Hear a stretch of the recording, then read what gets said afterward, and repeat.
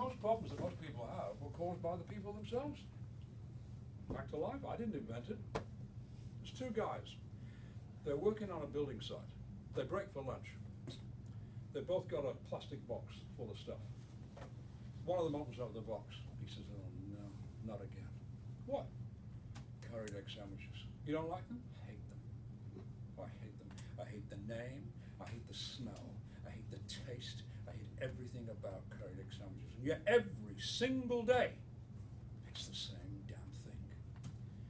He said, can I give you some advice? He said, sure. This could be my wife ringing now. Somebody wanted to get into the meeting? Still ringing, is it? Well, they're persistent. It could be Obama, because he said he was going to ring me today. No, but he's got people who can check that out.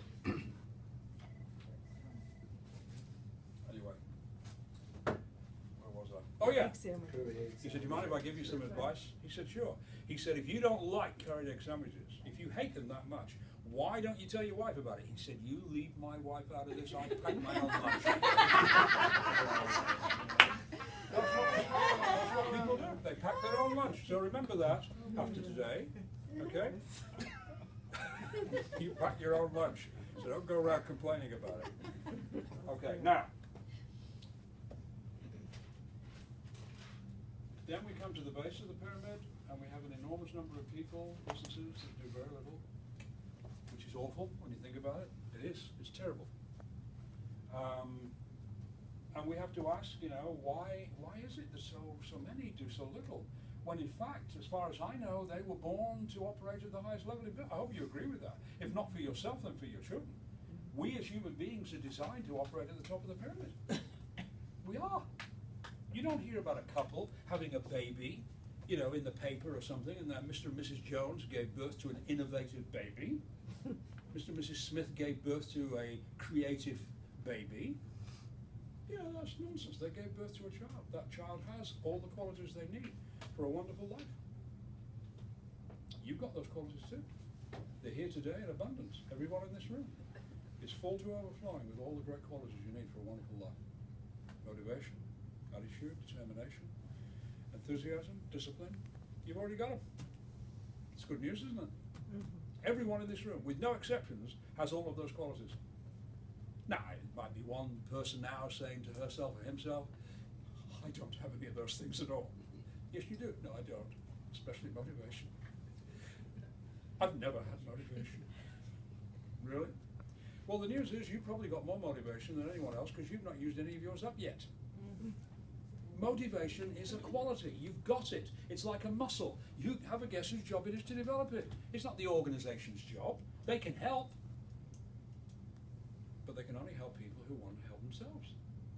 So, human qualities are like muscles, and it's your job to develop them. Can you imagine a man trying to get fit each day by strapping himself onto the back of a jogger? It's not going to work, is it? Can you imagine a man going to a gymnasium and saying, oh, hello, could I have some biceps, please? Huge, bulging ones. They'd say, no, you've already got them, but you can come in here and work on them if you wish. So a good organization is just like a gym. It's an opportunity to work out. That's all. So these people don't work out, unfortunately. They tend to treat the world like traffic lights, you know, the economy in particular. Oh, it's on red, we'd better stop. So they don't see that success as an inside job. They see it as an outside job. You know, that's ridiculous. It's not an outside job. Outside will sometimes complement what you're doing and make life a little easier. Well, great. Make hay while the sun shines. If it's not so good, pull your horns in. But in the meantime, let's get on with it. There are people that have been through a lot worse than you and I'll ever go through, who have to think things through. So we have an enormous number of people who do next to nothing. And then we have people in the middle who generate only average results. Why? Because they're average people, that's why. And if you ever decide that you want to be average, don't mess around with this concept, take it seriously. If you ever really want to be truly average, go and have a chat with these people here, because I think they can help you. Because these people specialize in being average. They're above average of being average. Here we've got the best of the worst and the worst of the best, and they've come together to form the cream of the crop. So don't be average. Don't be average. We've only got one life. We don't really know quite what happens after that. So today what we're going to do is we're going to study these people here. You know, it's got nothing to do with education. That helped. It's got nothing to do with age, because some of these people are really getting on in life, and some of them are very young. It's got nothing to do with gender, nothing to do with colour, nothing to do with any of those things whatsoever. It's down to the individual and the organisation that they choose to work with. You ever met people who complained about the organisation they work with? Like as if they've been tied up or something and made to work there? Get out of the place. So the question is, why are these people successful? So what do you think? You know, because as I said, I'm a student of business, I hope you are too. I don't know the answer to this question. I've been thinking about it, I've got my thoughts. What do you think? And I know you don't know the answer either, but I know you must have your thoughts. So why is it that some people, just a few, even though all of the people were designed to be successful, how come only a few do so well? Now, I don't mean they're perfect. I don't mean they're a protected species, okay? They're just ordinary people living in the same place as everybody else is. How come they're successful? What do you think? And not everyone at the same time, by the way. They wanted to. Pardon? They wanted to be successful. They want to do it, yeah. Attitude. Pardon? Attitude. Yes, absolutely. So what do we mean by attitude? What does attitude mean? Their perception on life. Yeah. Yeah. One person sees this, another person sees that. Like the old story of the guy that was sitting on the top of a hill. He was an old gentleman, and he was just sitting on like a bench, and he was overlooking a little township down below. And a young guy came up to him and he said, excuse me, what's the township? What are the people like in that township? He said, are you moving here? He said, yeah. He said, where have you come from? He said, oh, and he told him. He said, okay, what are the people like that? He said, terrible, very suspicious people, very inward, you know, not trustworthy. He said, well, unfortunately, they're exactly the same. They're exactly the same, don't they? He said, really? He said, well, okay. About an hour later, another young guy came through, and same thing happened. He said, what are people like down there? He said, where are you from? He told him. He said, what are the people like there? He said, fantastic, great people, wonderful people, helpful people. He said, that's what they're like down there. So it's the way you treat people, whether we like it or not. Okay? You go looking for the best in people, and you will find, even if it's only for the time that you're with them. You know, a comedian doesn't have responsibility for whether people laugh after a show, does he or she? No, they're only during the show. So it's the same with our kids and what have you. We've got to do our best, knowing that our job is to try and help them in some way. And as I said, there's a lot of nonsense in business. I still keep getting asked questions like, John, do you think salespeople are born? I said, well, I think it helps. I do think it helps to be born, because if you've not been born, that's a hell of an impediment. I mean, for a start, we can't even see you. So, yeah, that's the kind of nonsense you get.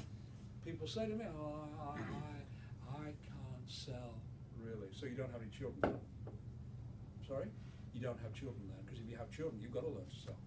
What are you going to do? Tell them all day what to do? What are you going to do? Ask them? What are you going to do? Parents say to a child, hi, your mum and I have been thinking about the fact that you're 8 years old now, and maybe it's time you started learning about the rules of the road so that you look after yourself and, you know, you're safe and what have you. So we'd like to tell you about it. Is that okay with you? Not really, I'm just a bit busy at the moment.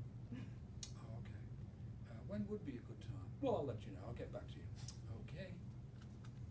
Can you imagine parents being that dumb that they would do that? That happens in sales all the time. All the time. People ask permission to do their work. I had a lady ring me from Diners Club not long ago. Hi, is that Mr. Lees? Yes, it is. Hi, I'm from Diners Club. We've just introduced a new corporate credit card service. Would you like to hear about it? I said, no, thank you. She said, okay, bye-bye. Now, who in management is allowing her to ask questions of that nature? She didn't even explain what the service was. So don't go around asking permission to do your job. If you've got something to do, then do it for people. The question is, what is our job? So our belief at Bionic is, Frank and I were talking about it on the way up here today, is we believe there are two specific gaps in business. But before I tell you about the gaps, let me explain the concept of what's called the value gap. The value gap. just quickly, what does a restaurant sell? Food. Food. Yes? Okay. First thing you think of, isn't it? Now, we're here in a meeting today to go beyond the first level of thought, because it can't be food. Because if it was food, it would be the most expensive place in all the world to buy food. You do realize that, don't you? Well, just think about it for a minute. Can you imagine people studying this from outer space? What would they say? What is wrong with these people? They could have grown that in the garden. They could have cooked that at home. But we're not going to a restaurant simply for food, are we? Okay, the food had better be good. Why are we going there? Experience. Pleasant experience. Yes, you okay with that or not? Yes. So what a restaurant sells, whether they're conscious of it or not, what they sell is pleasant experience. What they charge for on their receipt is food and drink. Yes? Yes. Okay, that's called a value gap. The distance between what a business sells versus what it charges for. So what we can say here today is that you charge for shoes, but you don't sell shoes.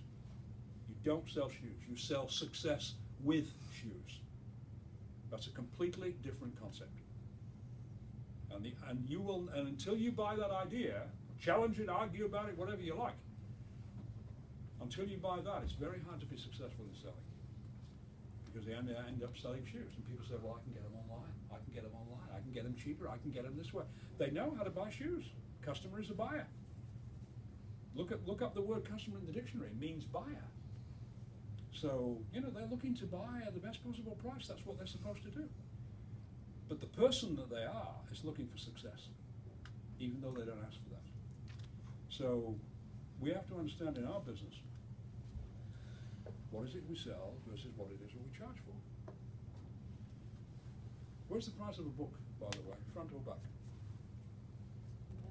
It's on the back. Does that mean it's unimportant? No. Price has always been a critical part of business, but it's got its place, has it not? It's on the back. Okay, along with the description of the product. What's on the front cover? The appeal to the consumer. So you have to ask yourself, and in fact I've done this exercise with companies, large and small. If you were to come up with a description for what this business offers to people, and you only had like a book description, a book title, I call it the book title test, and you've only got, let's say, 8 or 10 words maximum, what would you write? Now, you could say something like, we sell shoes. Thank you, sir, for that. Please stop, I'm too excited. Well, you can't use that. We offer shoes with service. Customers are not interested in service. Sorry. Customers are not interested in service. You say service is critical, but not to customers it isn't. You know why? Because to them, it's an entitlement. You're supposed to be pleasant and nice and punctual. If a customer comes in and you're busy, they know what busy means, but they don't like invisibility. They don't like you not to look at them and say anything. What does it cost you to be able to turn to someone and say, thank you for waiting, I'll be with you as quickly as I can? Fine, it's the end of that. But what they don't like is being ignored. So customers have no interest in, even though businesses go on and on and on about it, customers have no interest in service at all. Why? Because to them, it is the first entitlement. The second entitlement is being sold success, and they don't understand that. So they will never ask for that, and they will never complain if they don't get it, because they don't know what it is, they don't know what it entails. When they get it, they love it, they absolutely love it. Frank mentioned that one of our services under the heading of PS, one of our services under the PS banner is called the External Team, where you get to meet with customers before the shop opens, after the store closes, whatever. You only need about half a dozen people, typical kind of customers, older, younger, new, whatever. And you just talk to them for 3/4 of an hour, make it informal, give them a small reward for being there, do it 2-3 times a year, and you will begin to understand the language of the customer, because it's different to your language, by the way. It is, completely different. The understanding of the customer, the ignorance of the customer. Ignorance isn't bliss, potentially very dangerous. What they like, what they don't like in service, in retail, not just shoes, but everywhere else. Are you interested in that kind of information or not? Yes. How do you think it might help you?